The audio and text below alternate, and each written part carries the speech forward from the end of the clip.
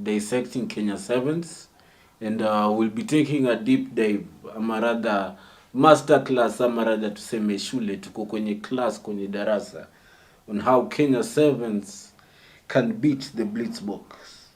So we know that Kenya7s had previously gone from the Rugby Africa Solidarity Camp a few weeks ago.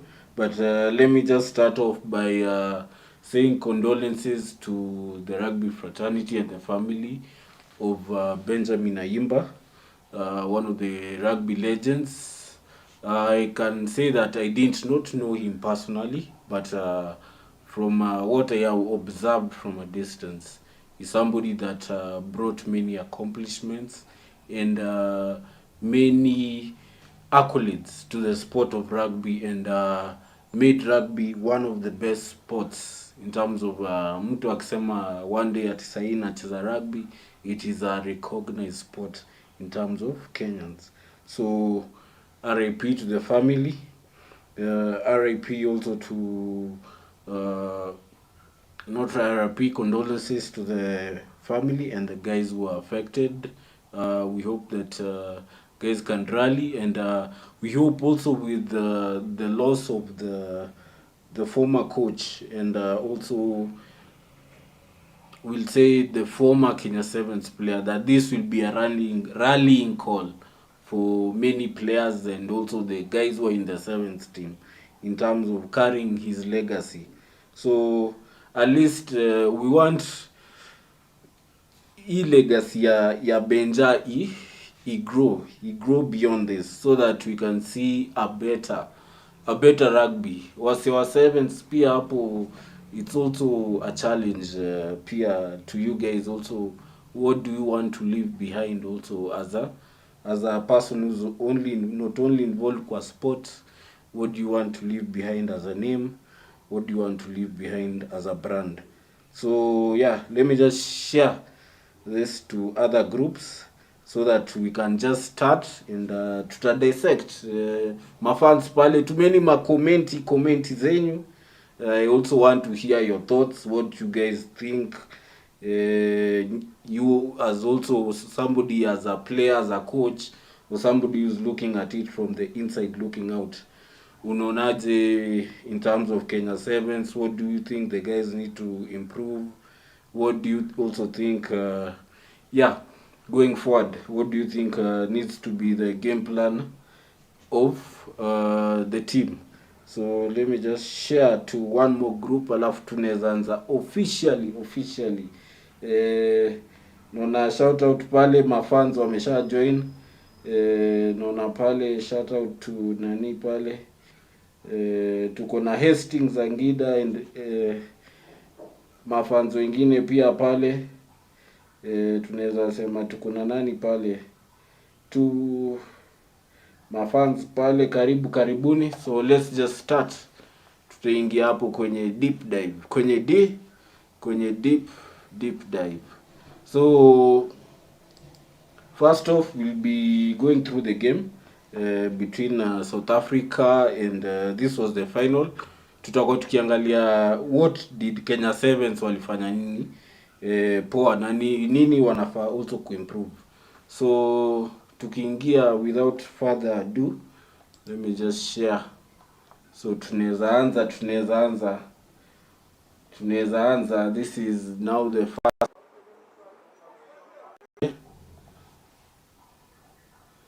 first game and the first try from the Blitzboks. So my fans, what I can say that the first thing that we need to look out is that the space in between these guys. What we are giving in terms of the space between the Blitzbok and the Kenyan defenders, the space is too wide. So rush defense, ukiangalia venye tumekuwa tukicheza with the Blitzboks, is that we haven't been using a rush defense.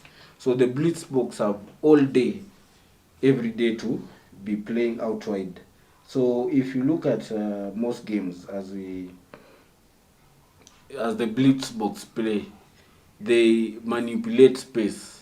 And the only way to beat teams that manipulate space is to be in their face.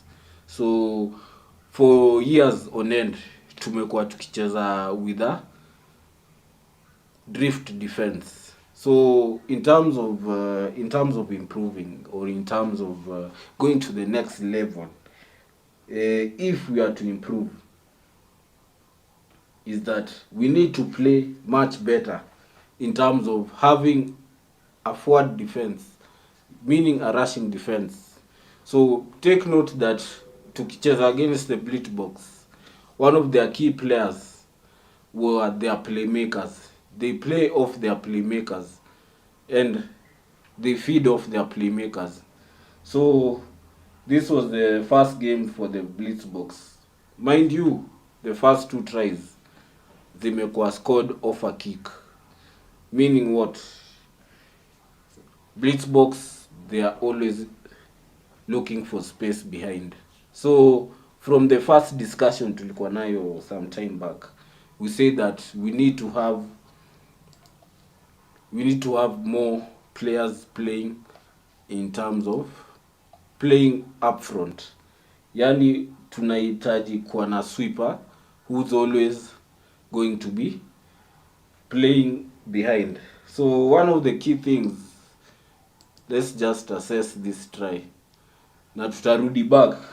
Feel free kusema turudi back. Tunaangalia all tries from the Blitzboks. So notice hiyo space between the Kenyan defense and the South African defense. And notice where the sweeper yuko. So tukiangalia hapa, Tabu, who was the sweeper of the day, is nowhere behind the ball. So notice the Blitzboks have enough time kupandisha ball to the line. This is their guy. Let's play it again, selector, cheza kama wewe. So this is a set piece move. Notice the defender wana run across our pandi juu. So wanapatia ample time for playmakers and the attack to manipulate space. So the guy, the center, attack the inside shoulder. So attack inside shoulder ya Billy. So Billy is forced to wait on the inside. If what I mean by inside shoulder, the guy is running towards the inside shoulder. So ina force the defender run out wide. That's what I mean. So in terms of manipulating space, this guy he'll create a 2v1 in this situation because the guy amesha pull Billy ndani, and what he's doing is going to attack Oyo. Notice where Tabu is. Tabu is not cross covering the ball. So one key thing that you need to know is that kama defense, 3 things as we step into this masterclass. As we step into the masterclass, I can say is that we need to defend with the sweeper. And I need to defend the ball, not to defend the man. So basics of 7s, defending the ball, not defending the man. So one of the key things, if you are to beat South Africa, is to use the sweeper, who, let's say in this case, is Tabu or Kolo. Those guys need to be, or let's say Olindi, if he's in such a playing position. These guys need to be defending the space rather than defending the man. Tutasema hivyo kwa nini? Why are we saying that? Is because look at this. All 3 defenses, all 3 tries so far zenye South Africa zimemekiwa through exploiting space at the back. Exploiting space at the back, how will it have been prevented? 1, kukuwa na sweeper huko nyuma, because the first 2 tries ukiangalia, if I'm to play you back, the first 2 tries zimescoriwa off off kicks, meaning the first one, the sweeper wasn't behind. Look at it. Sweeper yuko, sweeper yuko. Another one, even in the Nini, we are defending 7 men up. So there is still space behind. So the sweeper needs to be there defending the ball, not defending the man. Always, hata ukiangalia Super Rugby, there's always a sweeper in the 22 when the opposition gets an advantage in the red zone. Same case here. Look at where Tabu is. He's not chasing the ball, he's chasing the man. So defending spaces out wide. Another classic example. Look at the space. Look at how much space. Look at the kick. Look at the kick. Look at the space behind. Look at where the sweeper is. Where is the sweeper? Classic example. So 3 tries, almost 4 tries. 4 tries have been scored off the kick. So meaning South Africa have scored 4 tries off a kick, off defending, or off looking at space behind. So if you look at all those 4 tries, and if Tabu was much nearer, just look at it again. Look at the defense. We say that we need a rush defense. A rush defense in order to put the attack under pressure. Ndio usipatie msee options za kuattack. Unapatia msee options za kuattack, meaning anaweza angalia places, spaces yuko. Na ukicheza, we know that ukicheza na msee, ukicheza na mtu mbele yako, you need to be in his face in order for him to put him under pressure, na yeye decide, okay, niko na space pale nyuma. If I'm South Africa, they are using most of their playmakers to exploit the space. So in this classic example, just look at it again. Tutaanza hapo kutoka hiyo rack. Tutaanza hapo from the rack. Tupatie maoni zenyu as you think. Look at the drift defense, and look at how much space South Africa wako nayo. Hii ni space yote. Hii yote ni space. So playmaker akona chance ya kuangalia juu. Anaangalia juu, he has seen that ile space yenye ata kama ile space ata exploit, because you are not in his space, you're not in his face, hauko kwa sura yake. So you're not giving the attack any chance of making 50-50 chances of disrupting the ball or putting them under pressure. So if you're not putting under pressure and you're giving them a chance to rack where they want, you'll not get the ball where you want it. Let's play it again. Selector, play it again. Look at the space. How much space does this guy have? This is the playmaker. The guy has signaled for the kick. Look at where Tabu is. Tabu is somewhere here. I don't know if you can see him. He's somewhere here. So the guy has already seen the space. The guy already, and the guy is drifting. Look at Toyo. If he's to the sweeper of the day, look at him. Amepanda. Amemonyesha weak shoulder. Look at the guy. Meaning there is space out wide. And let's play it. So he has to chase back and look at where the sweeper was. This is where the sweeper is now cross covering. So 4 instances in that lead up or in that game that we've seen that Kenya7s have lost the ball, mainly because they didn't have a sweeper. Secondly, pia defensively, they are not in the opposition space. Ever since tuanze kucheza 7s, as you can see, we've always been playing using a drift defense. Ever since tuanze tangu hizo siku za kina Benja, but squeezy defense has changed. 7s has changed. People are much smarter. They know how to defend bigger players. They know how to defend. South Africa are not the biggest players, but they have the quickest players and they have in terms of strength and conditioning, they match what we can do on the pitch.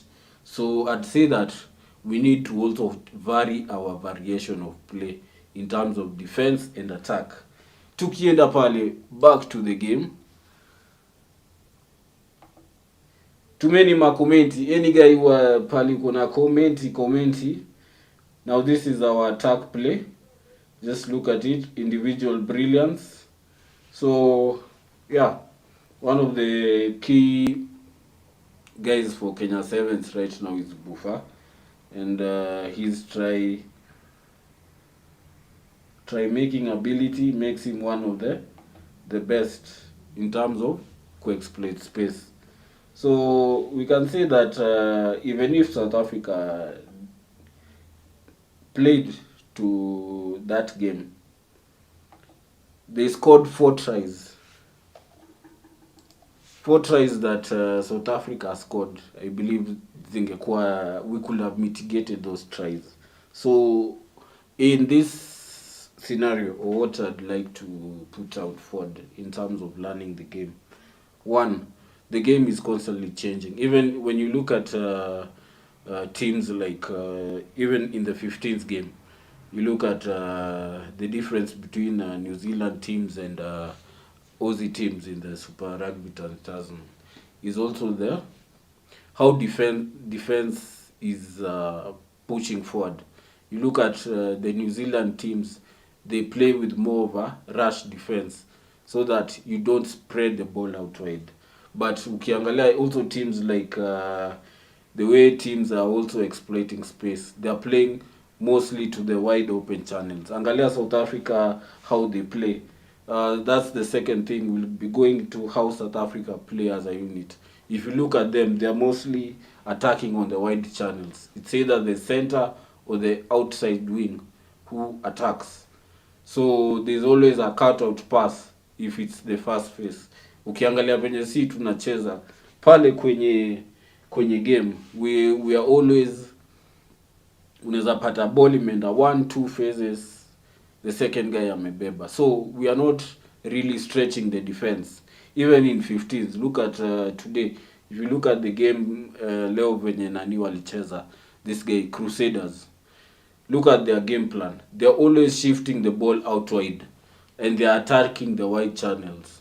So once they attack the wide channels, that's when they exploit the space in the middle. But they don't go in the middle before attacking the wide channels. And they're also looking at exploiting space using the kick, which South Africa is doing in this game. So let's go just to the second game. Commenti if you have commenti pale kwenye Facebook. If you have a comment, send your comments. Let me know if you're on YouTube. Let me know what you're saying. So let's just take it back to this game, the full game, and we'll be taking a deep dive into how this game was. So let's just look at it. The first game tukicheza against South Africa. So we kick the kickoff, and look at it. They're attacking on the wings first. So once they've attacked the wings, they spread the ball wide. Look at it. The ball is going wide. The ball goes wide. Before, that's the second phase. The ball has gone wide. Just look at it. The ball has gone wide. The ball is going wide. The ball is going wide. Look at it. Ball inaenda wide. The second man, look at it. How are they exploiting space? Look at it. No sweeper from behind. So that is something that you need to look at.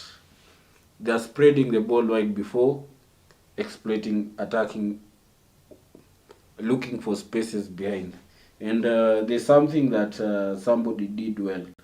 Look at it. Somebody on our side. Anaitwa nani? Let's just pardon that. That's the UG game. Before the ball went wide. Look at it here. is that play. Look at it again, how they recycle the ball.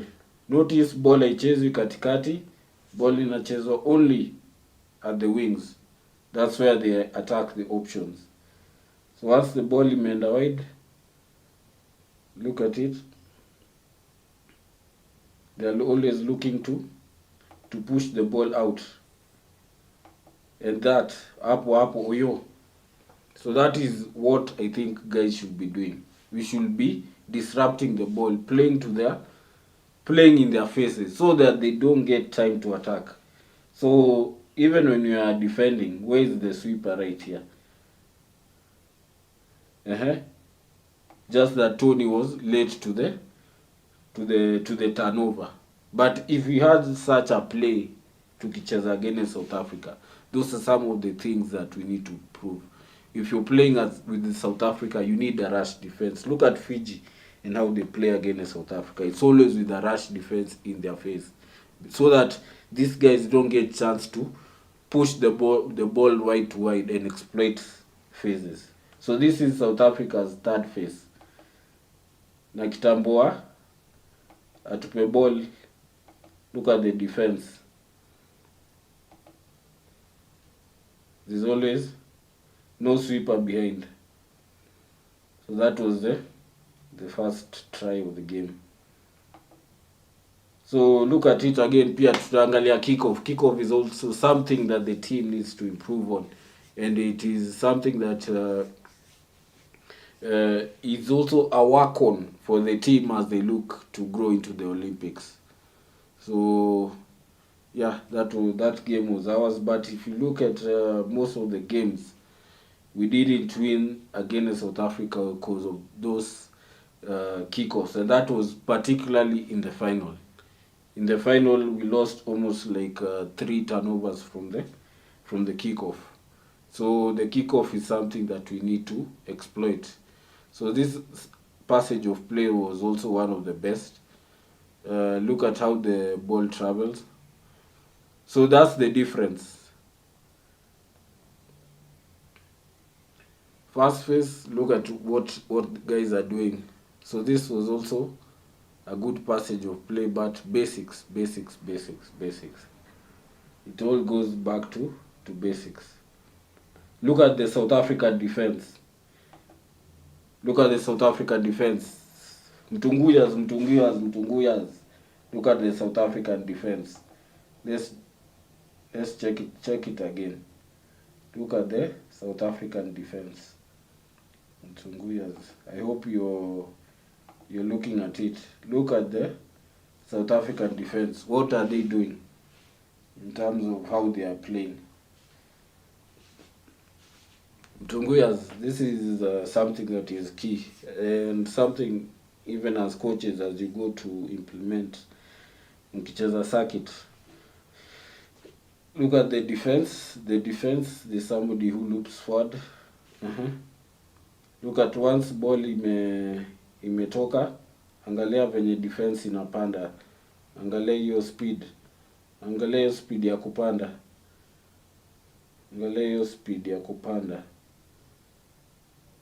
So that was a mistake, but look at it again from here. Look at the line speed. Look at the line speed.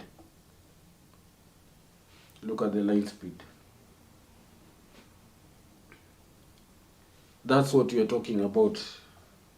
Line speed. That's something that we need to improve.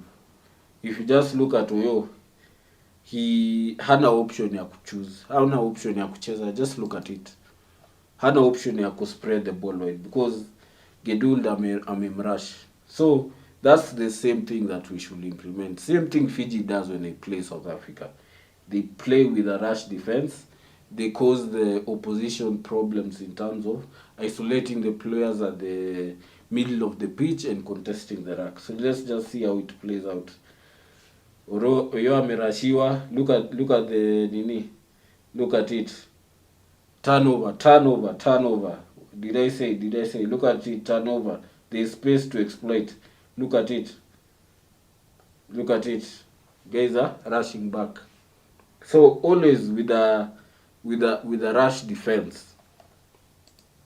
The guy who's on the inside, as much as he's making the read, mean na push up juu imepush na tumerush, but ule msee mwenye yuko ndani hafai kuachwa, because sasa kuna dog leg, yani meaning he has you exposing his weak shoulder when the guy rushes. So that's something that Kenya needs to work on. We need to not only have a drift defense, tunafaa pia kulearn to use learning how to use a rush defense. That is the keyword, rush defense. Ona huyo amekuwa isolated in the middle of the pitch, that's a turnover.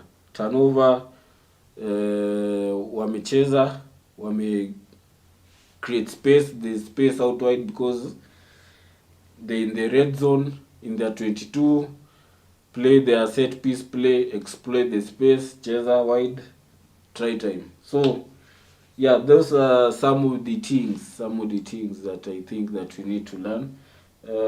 Maybe I just share another game where I think we can learn something. Was it? Yeah, my fans. I'm just sharing this from my group. But either way, we can just finish on this game so that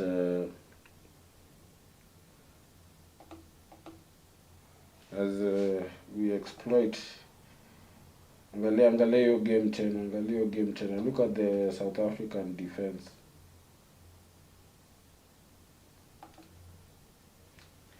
So I want you guys also to look at the South African defense again and where they are kicking. Look at the South African defense, what they are doing and how they are moving off the rack. Because angalia nani ameshika ball, where are they kicking? To the pod. Okay, Unyala ameshika. Look at the defense. Look at Gedul. Look at these guys. The last man is not rushing, but they're having 4 players rushing. Just look at it. So there is no space to attack. They're in your face. So even Billy being given the ball, he has no space to attack. They've already constricted him. I hope you're seeing that defense. They're on him. So the second guy goes for the ball, the first guy rolls away. So that's how South Africa are doing. Look at it again. Look at how they're exploiting space. Look at it. Just look at the defense.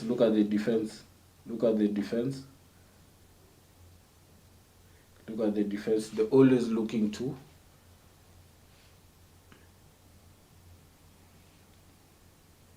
limit the space. So let me just...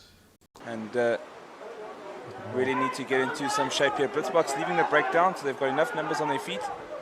Well controlled. It's a bit messy. It's well controlled with the foot, and then... So a quick tap here from Blitzboks out to the right side to Davids. Changing back inside, stepping now. There's a small half gap, trying to fend off the defender. And just brought down inside the 22. Makata with the ball out to the left too. Geduld. Skip. Oh, unlucky. David's just not able to hang on to it. And Kenya will run the ball back at them. Onyala Uwinyo with ball in hand. Great tempo to this game. Really, really competitive. They've been going now for about 2 or 3 minutes here without stop. Oh, that is just a monster. Bushimwala is away. Oh, great offload. Kenya still keeping the ball alive here. South Africa still have numbers. And there's a turnover again. Space out wide to the right. Oh my goodness. It's a bit scrappy, but Kenya have come out with the ball. Looking for the offload. There's 2 on 1. He's going to pop it back inside.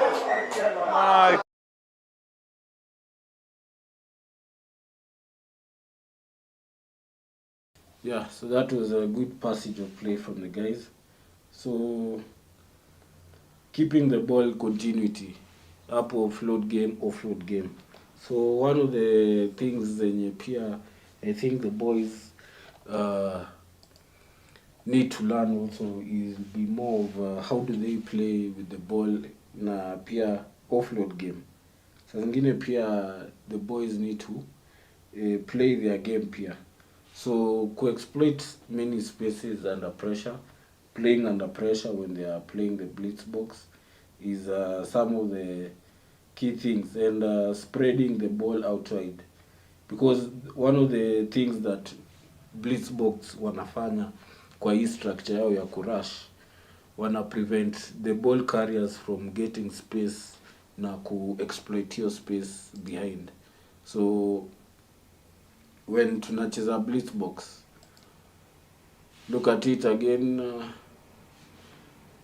This is the second half, and ukiangalia they've been looking at the kickoff as one of the way for turnover ball. So ukiangalia pia, where is Kenya7s? Ask yourself, where is Kenya7s getting turnover ball? Tunapata wapi turnover ball? Because blitz box wanna get ball back at the rack, wanna get also ball back at the kickoff. So is Kenya7s able to do that?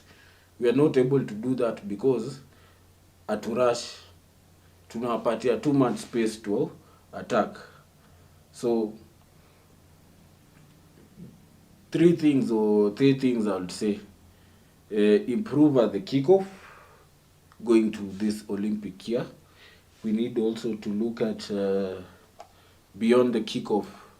We need to look at defense, having different defense, and also we need to have more players also spreading the ball wide. This is just strategy. Because this is a framework yenye guys can use on how to exploit space. But beyond that, kuna pia unajua rugby, they'll say like I was listening to Benja's clip, he was saying there is also the element of bonding. That is something that the coach can create because that is team culture. But now unajua beyond bonding, conditioning, there's also strategy on the pitch. What are you doing on the pitch in terms of technicalities? Where, because teams are much more technical, they are studying players. So let's just go back to this play. I want you guys to see where South Africa are kicking. They are kicking to the same pocket. Angalia.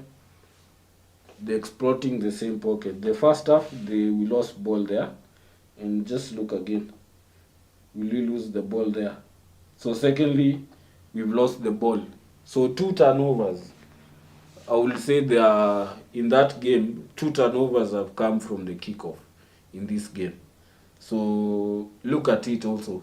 When Kenya7s will be also, if we are now preparing for this Olympic year, if we are Kenya7s, and we need to look at also your place, yeah, kickoff. Since we've lost the ball twice, and if you notice, to lose the ball twice, tunacheza in our half. We are not playing in the opposition half. So let's just look how South Africa play. Ball going. We are make your ready ya kurush. Almost getting the turnover ball. Look at the defense. So notice that we don't have a sweeper. Tabu amedunda. Amepandisha ball. Look at the defense. Look at our defense. Defense yetu bado ina drift. They are not in our face when I was showing you. Look at the space. How will they attack the space? They've kicked for space. Look at where the sweeper is. Sweeper pia alikuwa mbali. So pia as a sweeper, and pia nini, kama we pia ni for scrum halves, this is something to learn pia. If I'm a scrum half, na mimi pia nina defend. Na for kuwa nina defend from the middle of the pitch. So I'm always looking to go left or go right. Unaona? And use if I'm a scrum half, yani scrum half and I'm defending, I'm a sweeper and I'm the sweeper and I'm behind, I'm always in the middle of the pitch, because naangalia ball inaweza kikiwa right, ball inaweza kikiwa left, kama hiyo kick yenye that has been kicked right now by their playmaker. So if the ball is being kicked, I'm also using the touchline as my extra defender. So you need to know how to use the touchline. Touchline inakusaidia pia kudefend, yani inaweza tuamse nje. And if kama ball kama hiyo ya kukikiwa, tukiangalia tena ball kama hiyo ya kukikiwa, nitaidefendaje? My fans, let me just niwapeleke back kwa hiyo play. Check hiyo play, check hiyo gameplay, check hiyo play. Look at the space. If I'm a sweeper, notice Tabu alikuwa hapo kwa rack, so he has no, sina dinia kwa hapo kwa rack, so I should be near the rack but not at the rack, nearer in the middle, because now the rack imeshaformiwa. So nini yangu, I should go in the middle of the pitch. So look at where the ball is going. Kama itenda left, don't arudi that side. Itenda right, and go that side. So notice if I'm a sweeper, look at that kick. I'm a kick. Notice where Tabu is. Angalia pali Tabu yuko. Tabu ndio anaenda kumfikia. Meaning run from the other end of the pitch. Look at where he is. He's running from the other end of the pitch, going to this other end of the pitch. Unaona, just look at where Tabu is. Ndio cross cover, lakini kick imembeat to the man. So if I'm Tabu, I should be, ama ule mse ana defend, nafaa kwa more katikati. So masweeper, if you are playing sweeper position, uangalie venye unasimama pia. Hiyo ni something pia as a sweeper scrum half, that is something unafaa kulearn. So notice the scores right now at 24-0. Notice South Africa make 2 turnovers from the kickoff, and they've also made another turnover from they had made a turnover at the racks. So meaning walikuwa wanacheza hiyo rush defense. So a rush defense inakupatia chance ya ku turnover ball, and also kickoff is also with your pods. So hapo kwa pods, that's something that needs to be a work on going to the Olympics, because we are looking at how do we beat these guys. So look at the pods. We've known that they are kicking to that pod. So do you think these guys should send an extra player there? Look at it. Same place.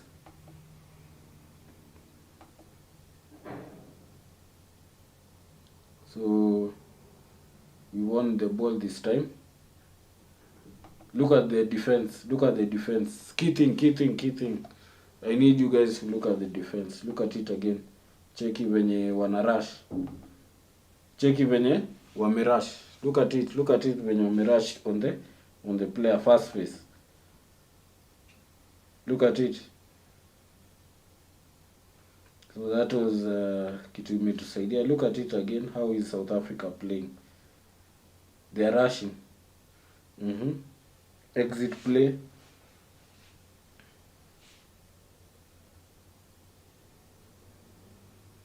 Look at it again. Exit play. So that is one of the, at least in this game, to make counteract once.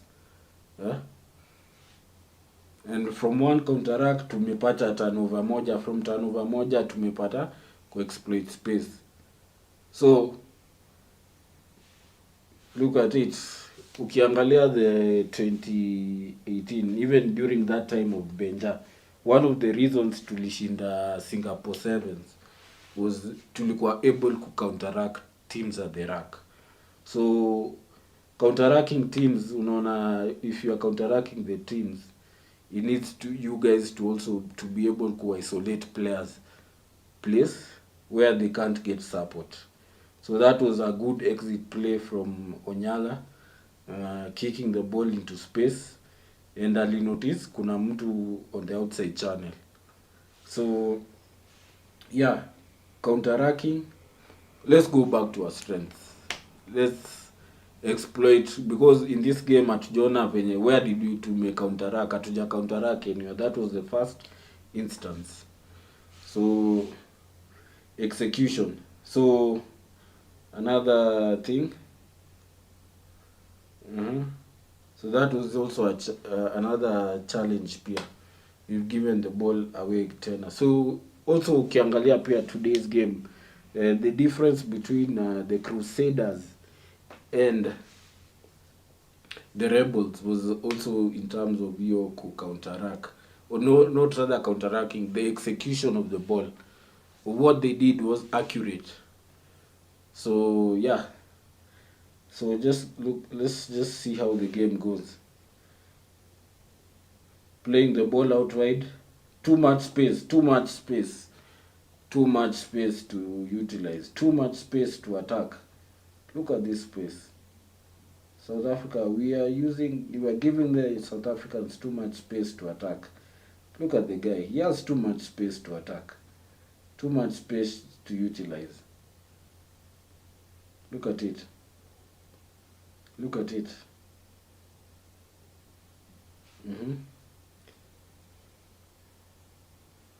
And they utilize the space. Reason being that our defense is the defense isn't working. I only say it isn't working. It is tumebaki kwa ile defense ya kitambo. Ile defense tulianza nayo tukicheza rugby in 2006 is still what we are using in 2021. The game has evolved. So it's not a reason of the players are not good. It's just that we are not using modern ways of approaching the game. So it goes back to tactics. So that's the end of the game. I hope you guys have learned something. Maskramav, mmeangalia venye mnaweza jiposition, coaches you've seen in terms of when you're playing sevens, rush defense vis-a-vis drift defense, defending the kickoff, execution of plays, ruck, and also counteracting. One counteracting which we did, we got a win. So those are the things that I believe as Kenya7s need to do in order to improve going forward. Yeah. Let me hear also from your side, the coaches, pia, you guys also have your own perspective. Players, as a player, pia kuna perspective yako pia pale. So those are the things that I'd say going to the Olympic year we need to improve on. Kickoffs, need to work on having different system of defense in terms of using a rush defense against teams like South Africa. It doesn't mean that we go totally to the rush defense, but that is an aspect of play we can use. Also exploiting spaces, or rather, how do you exploit spaces? Because we already have guys who can beat. These guys we have world-class players. It's just that in terms of the guys haven't been given a set game plan which they can execute against, especially teams like South Africa. Because if you look at it, teams like New Zealand, teams like Australia, they're guys who spread the ball wide and they are bigger players than us. So with such teams, when you're playing New Zealand, Australia, Fiji, and these kinds of teams, you always need to be in their face. You always need to be working to cause the disruption of play. Yani if you're in the face, you're making them not spread the ball wide, not exploit spaces. You're always giving them 50-50 balls, and those 50-50 balls in the middle of the pitch, where you can chop the guys down, gives you an excellent chance to counteract. Yeah, not at where the opposition players choose. So, and yeah, those are the key things. If you follow the masterclass, I'm sure there's valuable wisdom that you've gained Yeah, so that has been my masterclass. Pale no hapa ni hapa manikule. Yeah, hapa. Download the Maber app. Making money with content. Posti vitu zenyu pale. Yeah, you can just post. Kama unaweza post Facebook, sioni difference. You can post on Maber. We also introducing e-commerce on the Maber app. If you have a restaurant, if you have you're selling shoes, you're selling things, you can sell your products on the Maber app. And we're also introducing logistics. As of now, we've upgraded the app. What we're doing is that right now we have we are purely focusing on content sahi, and soon pia kwa app we'll be introducing ways watu wanasema mimi ningetaka ku receive various types of currencies. Let me not mention it, but various types of currencies beyond fiat currencies. Unaweza pia receive currency, unaweza receive pesa for your things that you're doing hapo kwa app. Yeah, for your content. If you're a musician, when you content creator, when you mtu ma selfie, yeah, anything, just post on the Maber app. Yeah, that has been my masterclass. See you on the next one, my fans. Kwenye comment tupatane pale. So cheers guys.